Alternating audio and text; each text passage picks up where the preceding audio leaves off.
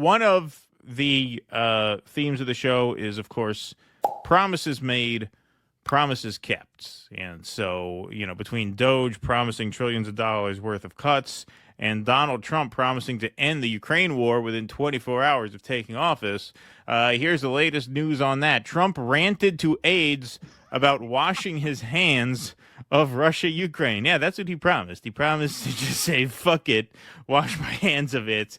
Whatever happens, happens. Several days before President Trump and members of his administration said publicly that they were prepared to wash their hands of Russia-Ukraine diplomacy, Trump ranted in private about his frustrations that the negotiations were going nowhere.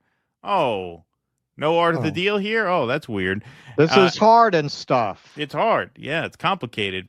After promising a deal within 24 hours of taking office, then kicking off weeks of negotiations, Trump said Friday that he was about ready to give up. He hasn't set a deadline or said whether he would take any further action beyond walking away. If either side continues to block a deal, we're just going to say you're foolish, you're fools, you're horrible people, and we're just going to take a pass, Trump said on Friday. Yes, that's his new line on Russia-Ukraine. For some reason, one of the two parties makes it very difficult.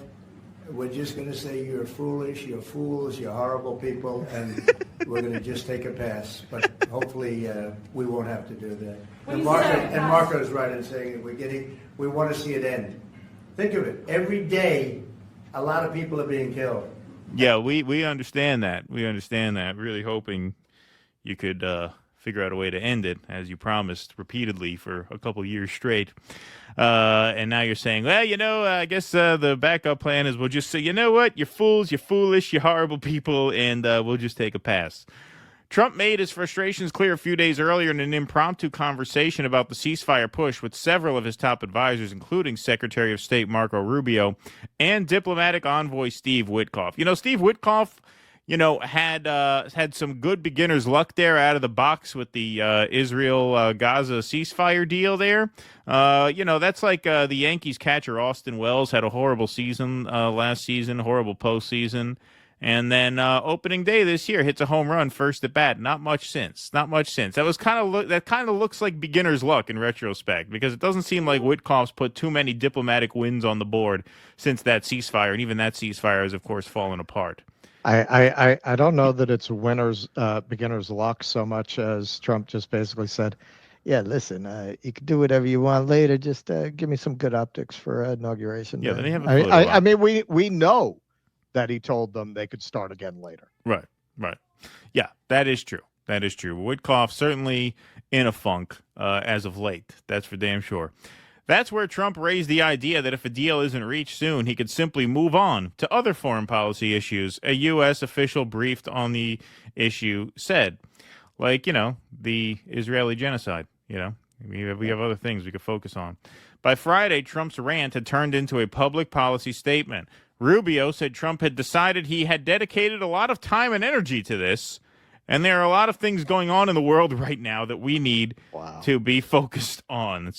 They call that mission fatigue in the government. There's mission creep. This is mission fatigue. Here's Marco Rubio saying, it's been almost 100 days of this. We're getting a little tired of this.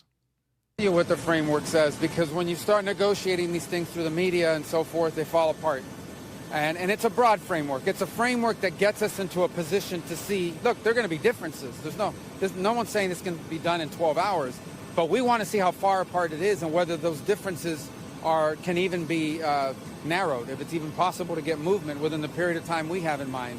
And so we've talked about outlines of both sides. I thought we had positive meetings yesterday. Obviously, the Ukrainians have to go back home. They have to run it by their president. They have to take into account their views on all of this, and we hope to hear back from them very soon. But we need to figure out here now, within a matter of days, whether this is doable in the short term. Because if it's not, then I think we're just going to move on. Rubio also shared Trump's frustrations with the French, British, German, and Ukrainian officials gathered in Paris for a marathon of meetings on Thursday to discuss the path to peace. Rubio was not specific about what such a step would look like, but only stressed that the U.S. wants fast progress, one European diplomat told Axios. Two European diplomats confirmed Rubio said Trump was losing his patience and might withdraw from the process if a deal wasn't reached soon. So let's zoom in a little bit on these talks here. The New York Times has a report. Europe and America at odds over Ukraine. Try talking to each other. With diplomacy on the war in Ukraine splintering in various directions, President Emmanuel Macron of France held meetings Thursday with top American officials that were designed to preserve at least the appearance of a united front. At a working lunch with Secretary of State Marco Rubio and Steve Witkoff, President Trump's envoy, Mr. Macron discussed peace negotiations aimed at ending the Russian aggression in Ukraine, a statement from the French presidency said.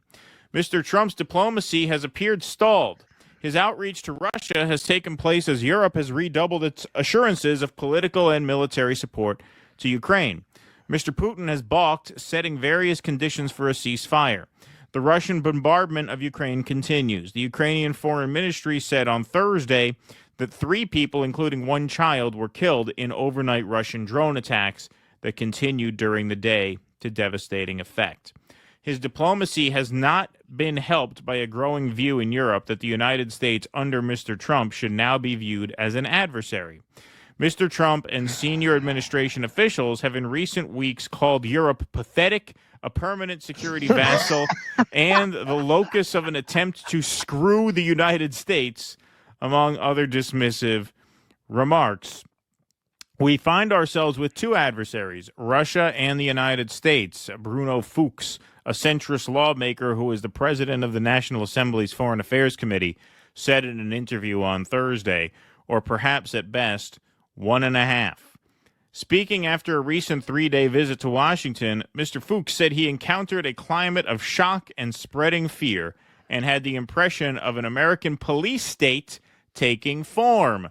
The result, he said, was a stark ideological clash between Europe and the United States. So you see here, the United States is alienating itself from both circles because we've been very hostile to China and BRICS, and we've also been very hostile to Europe. And we're also creating conditions here on the home front that make this a very undesirable place to have anything to do with. So maybe that has to do with diplomatic talks breaking down. We don't carry a stick anymore. Who wants anything to do with us anymore? The world can just move on without us on both sides of this. It seems like both sides of this really want nothing to do with us anymore. That's what it seems like to me. A Ukrainian delegation, including Andriy Yermak, Mr. Zelensky's chief of staff, said Andriy Sybiha, the foreign minister, also arrived in Paris Thursday and met with Mr. Macron's foreign policy advisor, Emmanuel Bon. The parties will discuss ways to achieve a complete ceasefire, the involvement of a multinational military contingent to guarantee a sustainable peace, and the strengthening of Ukraine's security architecture, Mr. Sybiha wrote on social media. However, the multinational military contingent, known in Western capitals as a reassurance force, is highly contentious. Moscow has rejected outright any such international military presence. Dmitry Peskov, the Kremlin spokesman, said on Thursday that European powers were intent on pursuing the war.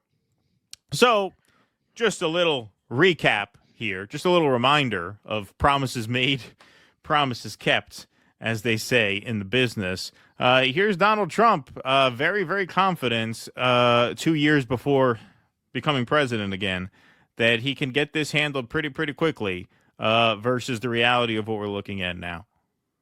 I would fix that within 24 hours. And if I win, before I get into the office, I will have that war settled. 100% sure. Mm-hmm. And everything I said has turned out to be right. You know, it has turned out to be right. The president has spent 87 days at the highest level of his government, repeatedly taking efforts to bring this war to an end.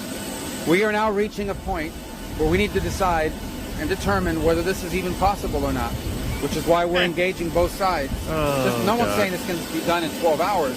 We need to figure out here now within a matter of days whether this is doable in the short term, because if it's not, then I think we're just going to move on from our perspective. That the president feels very strongly about that.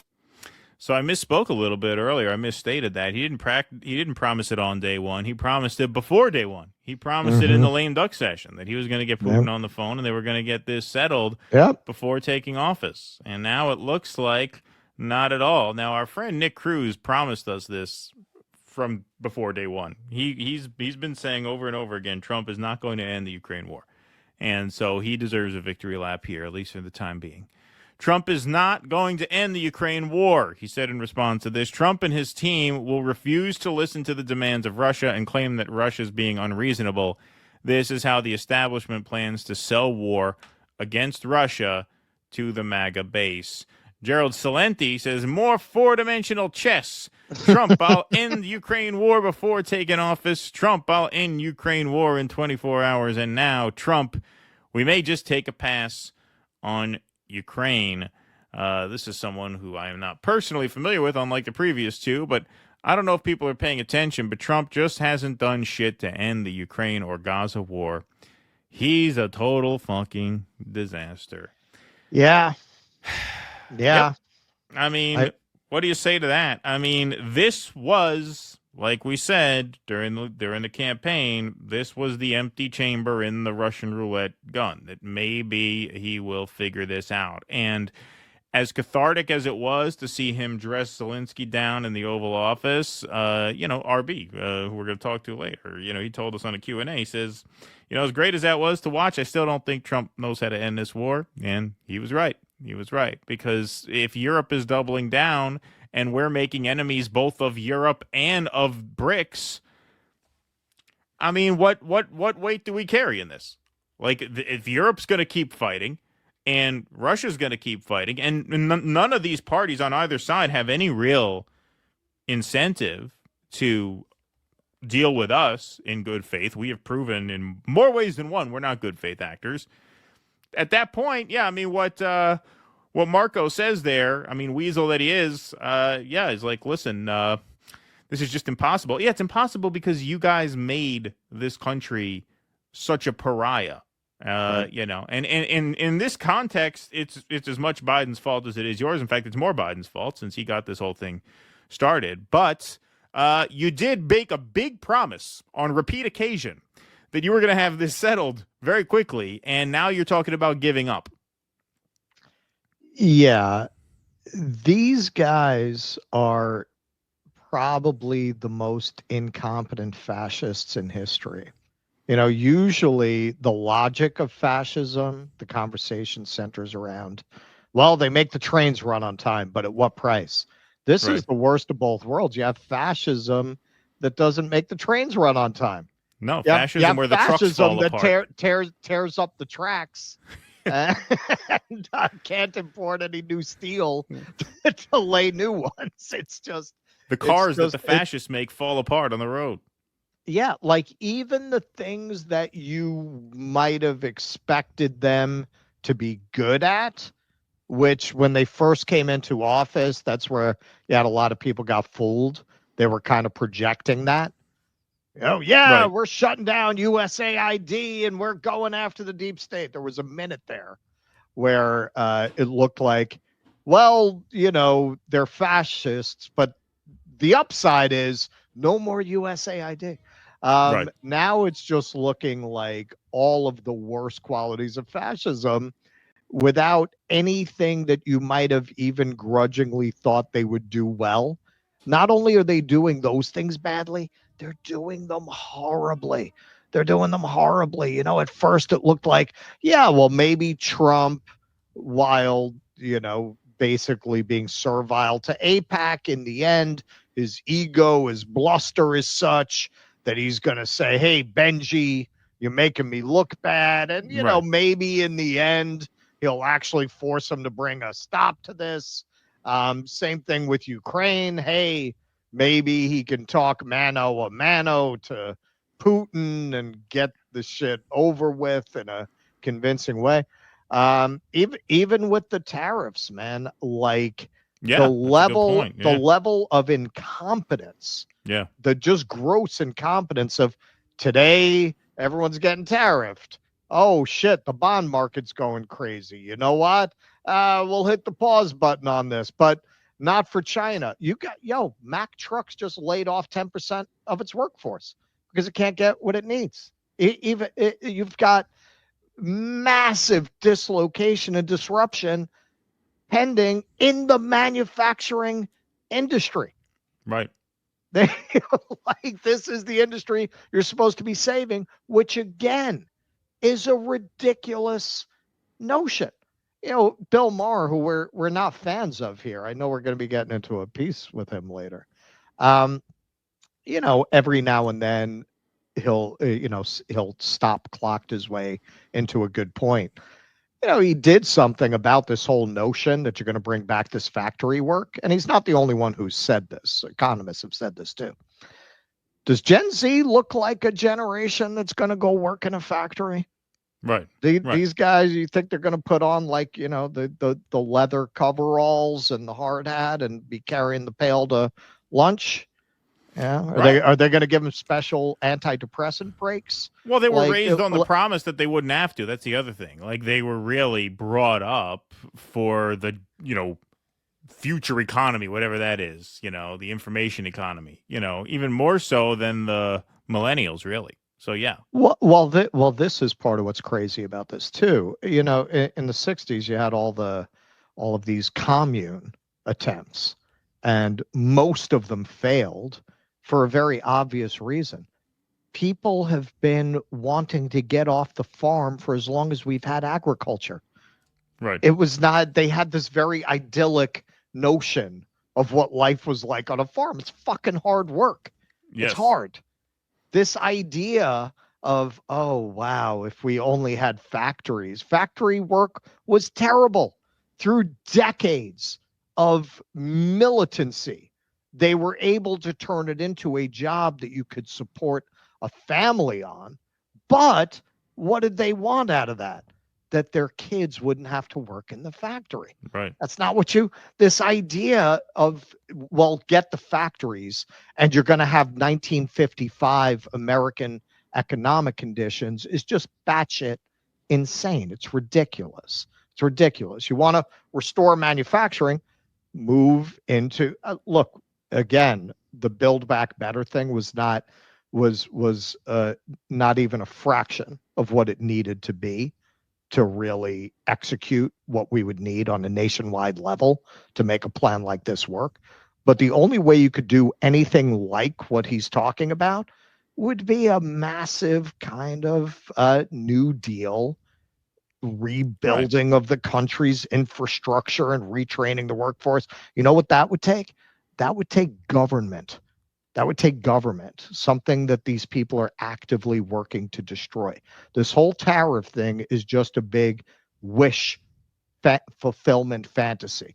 Well, you know what? We want to keep our tax cuts. You know what? We want even more tax cuts for us and our oligarchic class. But at the same time, we got to throw something to the peasants. You know what? Let's just tariff the hell out of everybody, and the factories are going to magically appear. Yeah, and the tariff war is falling apart for a similar reason that the Ukraine talks are stalled out now, because we're not giving anyone a reason to deal with us. Like, why would you want to engage with us in any sort of good faith negotiation, be it geopolitics, economics, trade, war and peace? What incentive is there for these other countries to care what we have to say? If Europe can fight the war, they're going to fight the war for God knows what reason. I think it's absolutely insane, but they seem intent on doing it. Mm-hmm. And we have not given them a reason to want to deal with us in good faith. And neither has, we have not been kind to the other side of this either. I mean, the constant hostility to the BRICS alliance and the currency and the economic partnerships over there. We know Russia and China have teamed up in response to the Ukraine war, so you can't really go after China without also signaling to Russia that you're going to remain their adversary. So at that point, yeah, we're just alone over here. When you're alone over here, you don't really influence these things. That drains your art of the deal very, very fast. Yeah. Well, there's no art of the deal when you have no influence. Well, they have no concept of soft power. Right. At all. Exactly. Exactly. At all. They think they can make themselves just absolutely loathsome. And they have no concept that if you trigger people in that way, they might not necessarily act in what, strictly speaking, is their rational self-interest. You've hit their pride. Even if what you think about people needing access to your consumer markets, which is going to evaporate very quickly if you drive the country into such a state of poverty as it seems they're intent on doing, that nobody has any money to buy anything. But Right. okay, say your theory that you have this consumer market that people can't do without is true. Yo, man, you spit in their face. You tell them you got to put on knee pads to deal with us. You Yeah. know, even the Europeans, remember, man, those people were fighting each other with fucking maces for a couple of millennium before Right. they turned into the DSA pussies that they are now. Like, you're triggering some very old stuff with them by Right. treating them that way. You push people to that point. You spit in their face. You give them no way to say yes that's not humiliating, and they might just say, you know what, fuck it. Yeah. Let's rip the Band-Aid off. Please clap.